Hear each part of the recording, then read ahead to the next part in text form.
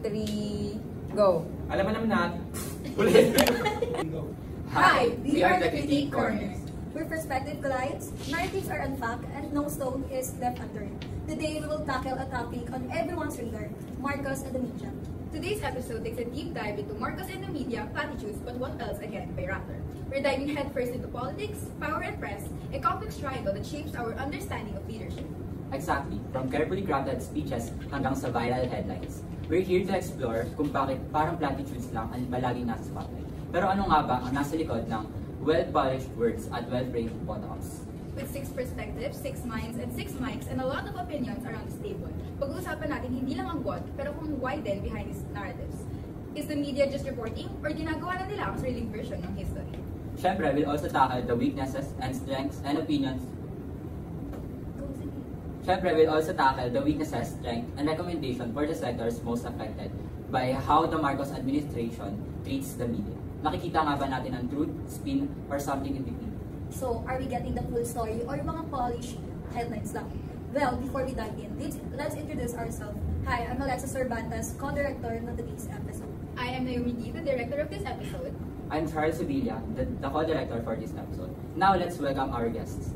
I'm James Dipan. I'm Nathan Go. And welcome to Critique Corner. So guys, nabasa niyo na ba yung article na Marcos and the media? Platitudes, but what else again? Yes. Sa akin kasi required. But anyway, the title says it all. Napansin ko lang na parang sinasabi ng article na ito na baka hanggang salita lang itong si Marcos Jr. sa usapin ng media. Pwede, pero pansin nyo na his predecessor, Rodrigo Duterte, and his father, Marcos Sr. ay iba ang trato sa media nung sila ay nakaupo pa. Hindi ba? No.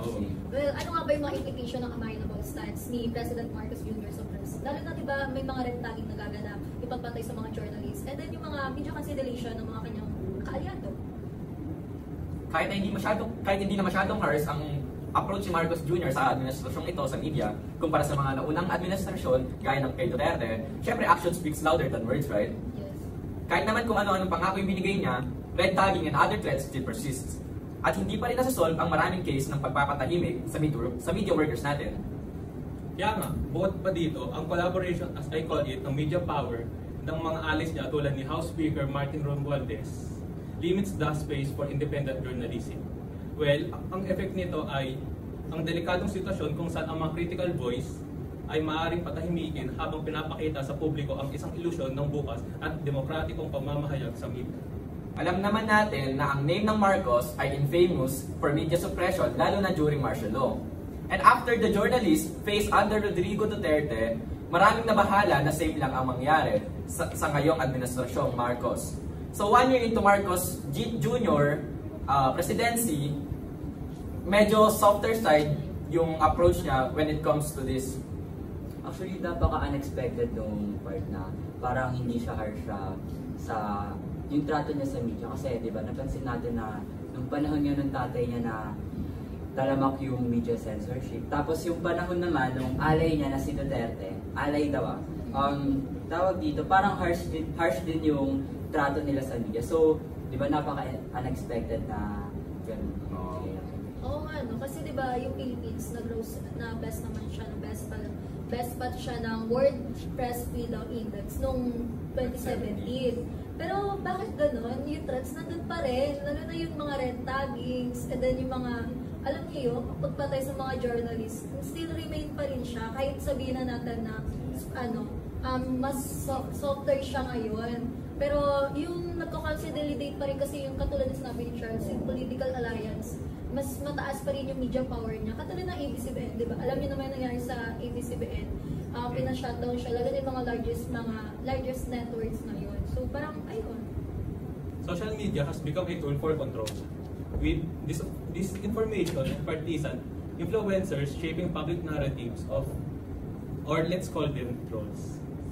So kahit may mga ganong issue, madami pa rin mga journalist ang lumalaban para sa katotohanan at isa sa kanilang dedication ay nagsisilbing liwanag sa gitna ng mga hamon at nagpapalala sa threats sa independent journalism.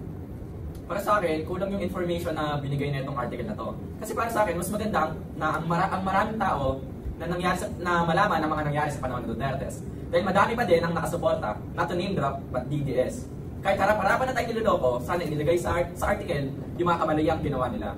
The Marcoses have always never lost connection with the media.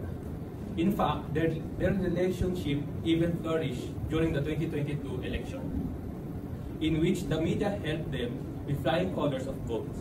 Such connections soon reflects the relationship of the president to the press. Okay, Direk, ano ba opinion mo dito sa first line? We can point out their disinformation campaign na kung titignan natin ay para bang totoong makakatulong ito sa bansa. Pero may hidden agenda pala. Turns out, they just want to rehabilitate their family's image.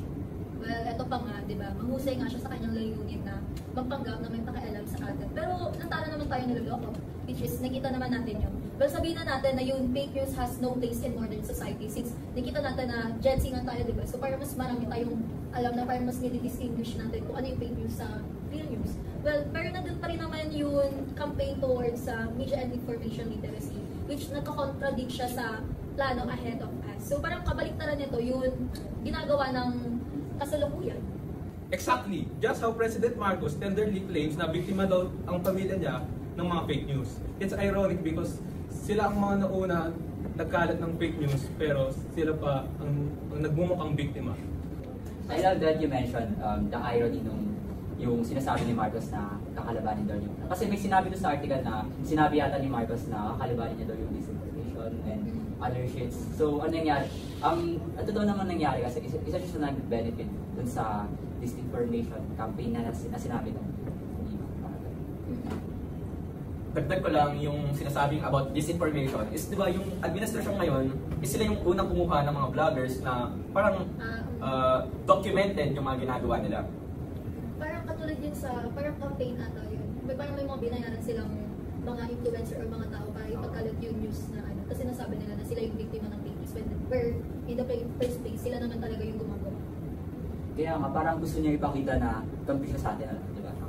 So parang pinapromise niya na poprotektahan niya tayo, ganyan. Pero ba't parang puro pangako lang siya? Totoo lang.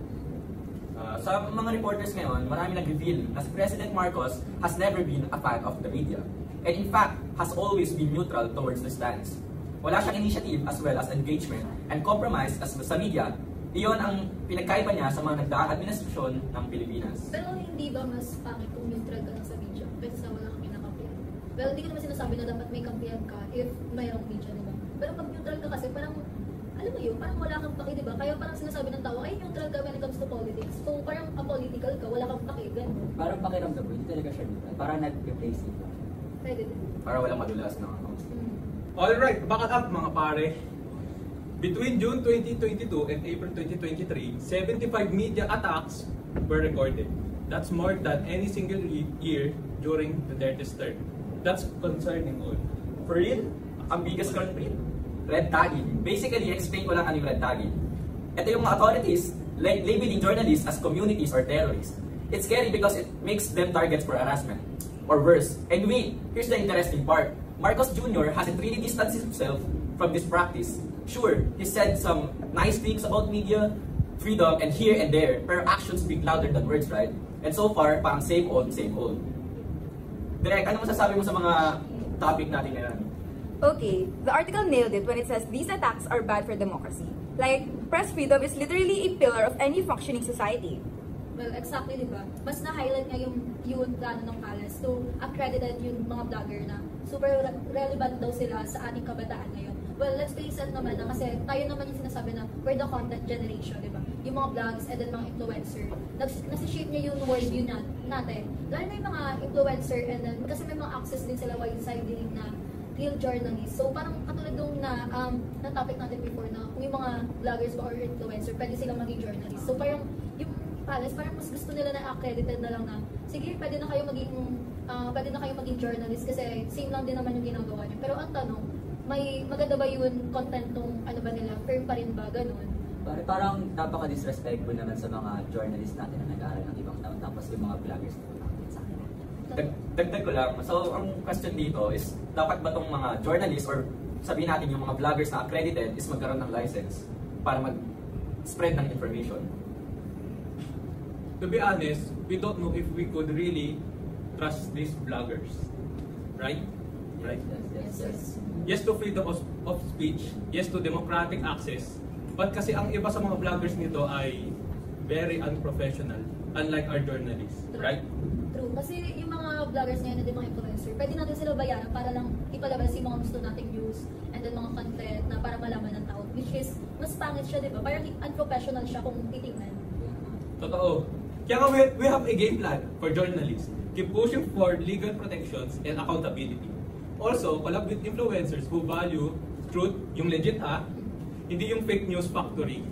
Well, for the palace naman, please, clear policy or vlogging accreditations. Well, like yung democratizing access sa mga is great theory din naman, di ba?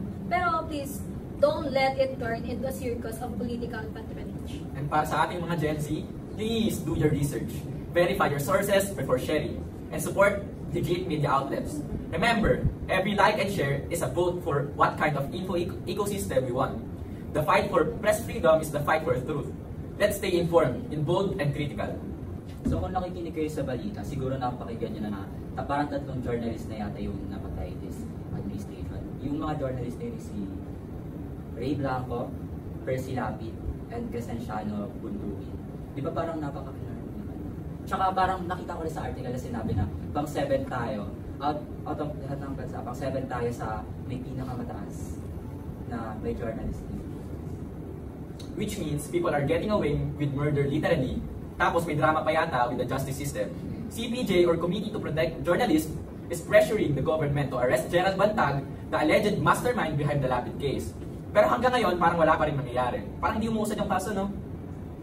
Kung ako ay isang journalist na nagsasabi or pinaglalaban ng katotohanan, syempre feeling ko matatakot din ako sa buhay ko, no?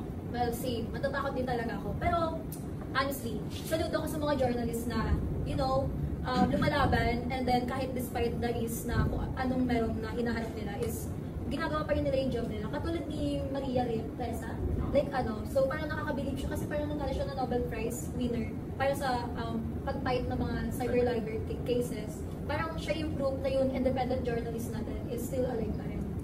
True. And the argument here makes sense.